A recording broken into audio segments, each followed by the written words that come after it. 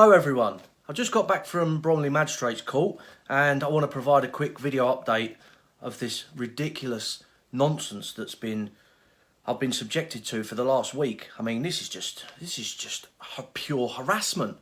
Considering what the judge just said, it's absolute pure politically motivated harassment. So last Thursday, I get a phone call from a sergeant at Bexley Heath Police Station saying, "You're in my jurisdiction, there's an arrest warrant out for you.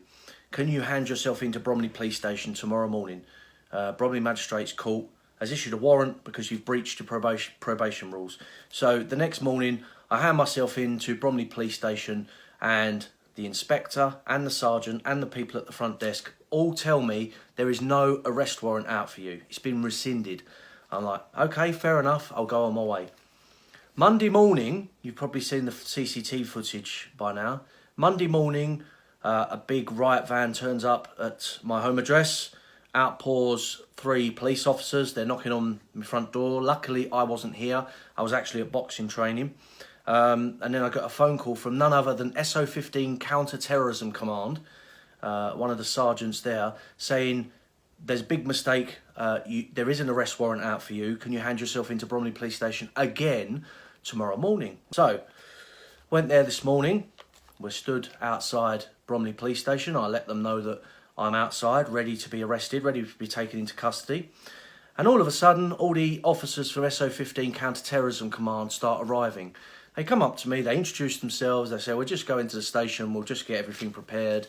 Can you wait out here, please?" After about half an hour of waiting outside in the blistering sun, 2 officers from SO15 Counter-Terrorism Command come out of the police station and the following happens. Not really, but I picked you up from prison. oh right, okay. Have you been in there? I told him I'm here, yeah. Just take City, I was going to sort of stuff. What is happening? I mean, I'm going to know myself. Unless I've had a phone call to meet you, I'm going to make some phone calls now. And stuff. Just hang around. Well, I'm here outside Bromley Police Station, as you can see. I just spoke to one SO15 Counter-Terrorism Command officer. He said he's going to go in and make some inquiries. They've come all the way down from central London to greet me. I've been told this is because probation are accusing me of breaching my post-sentence supervision, not letting them know where I'm staying every night, which is nonsense because I've got incontrovertible evidence to show that I have let them know everything I've been doing well in advance of when I'm doing it. So I've spoken to the counter. I'm just waiting for them to come out and arrest me. Let's see what happens. But this is the kind of nonsense that Patriot leaders have to put up with on a daily basis.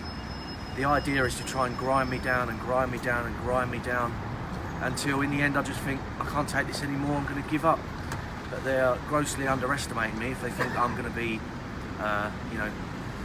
if they're going to put the pressure on me and I'm going to end up surrendering. It's not going to happen. It's never going to happen. I don't care what they do to me. I'm never, ever going to stop fighting for my country. Anyway, do you have to do that? Film me.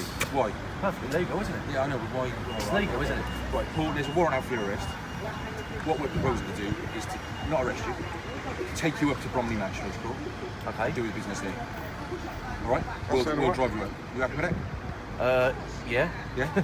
If we skip out the part of the police cells. Can I just ask, are you guys SO15? Mate. Well, you are, because you said you were when you came and picked me up from HMP Liverpool. Am I a terrorist? Seriously, am I a terrorist? Well, do you want us to do that? Do you want us to drive you up there? Yes, that's fine by me. I'll come with you, yeah. So I'm going to bring the car around back here, so police around, so I'll be 5 minutes. Okay, right, fine.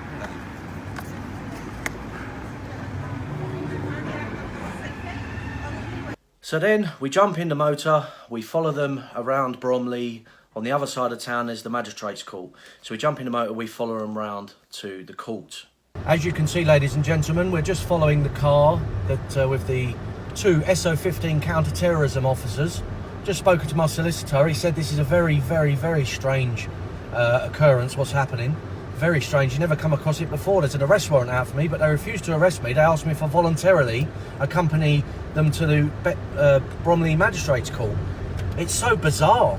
No one can really get their heads around it. But why on earth Counter-Terrorism Command is involved in what is probably the lowest ranked offence that you can possibly be arrested for or prosecuted for breaking your post-sentence supervision. I've since learned, since the last video, that the maximum penalty that I can receive is 2 weeks in prison. That's the maximum. It's unlikely you're going to get that on the first one. You'll probably get a fine. But I can't wait to get to the court now and present these SO15 guys with all of the evidence that I've got here. Printed out emails showing that, proving beyond a doubt that I showed probation, where I was staying, when I was going, the flights I was going on. This is just pure, naked political harassment. So we're on our way to Bromley Magistrates Court now. Then we arrive at the court, we park up, we go inside. We're babysat by these two officers from SO15 Counter-Terrorism Command, literally all bloody day. And we're continually asking them, shouldn't you be out there catching terrorists? Shouldn't you be out there keeping the British people safe? Why have they got two counter-terrorism police officers babysitting a politician and one of his security bodyguards all bloody day? But anyway, they sat with us for the entirety of the day. Something like 4 or 5 hours these people were sat with us. But anyhow, so after a while inside the court building, I was handed this. I'll just cover up the particulars. So I was handed this, a breach report. Okay, from the National Probation Service, you've breached your post-sentence supervision. It's got page after page of waffle. So basically, to sum it up, they're claiming that I was planning to travel to Northern Ireland on last Wednesday to Friday. They're claiming that I never given sufficient notice, and that basically I was going over there to participate in the start of the marching season. Well, first of all, who gives a bloody damn? There's nothing in my post-sentence supervision that limits me taking part in cultural activities or even political activities. I can do what I bloody damn well want. But they're claiming I never gave them sufficient notice for them to make checks. Well, after a while, I went and sat down with the prosecutor and I handed over all my evidence. And to be honest, he was absolutely astonished. He was aghast at what was happening. Here is an email printout from the Friday before, the 6th of July, which clearly states I'll be travelling from Wednesday to Friday. It says in Northern Ireland I'll be staying at XYZ Hotel. So that's 5 days notice that I gave them, and they said I haven't given sufficient notice. 5 days. Then on the Monday, 2 days before I was meant to go, we forwarded it again. Here's a printout of the email that we forwarded to my probation officer again. Funnily enough, on that Monday, he broke off all communication with me. I tried ringing him and ringing him and ringing him and ringing him, wouldn't answer. Even the probation prosecutor in court today could not get hold of this team that's overseeing me. He rang my probation officer, no answer. It was just a nightmare. I mean, the judge and the magistrates were just incredulous. What the hell is going on here? The fact of the matter is, I didn't even go over to Northern Ireland, which nullifies the whole thing anyway. I presented evidence that I was actually staying at home during this period. There's CCTV of me returning from the airport on the 10th, and I was meant to go to Northern Ireland on the 11th. Not only that, I produced evidence, and here's an email printout from the line manager, the superior of my probation officer, and point number 1 says, this is from the National Probation Office, there is no prohibition on Mr. Golding travelling to Northern Ireland, blah, blah, blah, but he has to let his probation officer know where he's staying. Regardless of all of this, they still decided to prosecute me. So I'll just read some extra bits and bobs out from the breach report that I was handed. And this is where their case falls apart.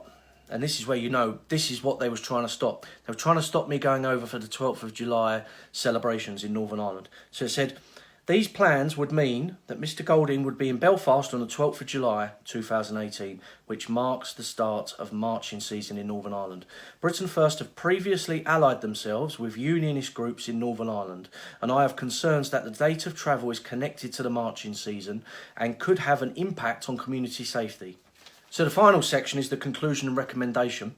The recommendation of the National Probation Service is that I be committed to prison for 14 days. It even says in their guidelines that they're supposed to give a formal warning if they feel that I'm going to breach my post-sentence supervision. No warning was given.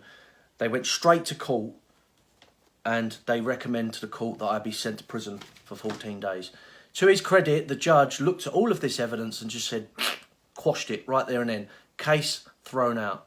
And the prosecution, who I spoke to, the probation prosecution, it was even looking at all the evidence thinking, what the hell is going on here? So you can see this was just a blatant, naked attempt to stop me going over for the 12th of July celebrations. And it is also just another example of state-sponsored, politically motivated harassment that all political leaders, political patriot leaders in this country, that we all have to deal with on a day-to-day basis.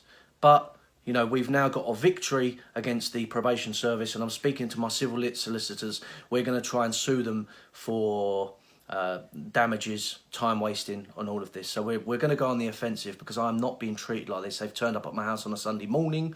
I've surrendered myself to a police station twice and they've refused to arrest me. I've been given the runaround. I've been made to feel unease, uncertainty and stressed, all because they didn't want me to go in Northern Ireland. So now I'm going to sue them.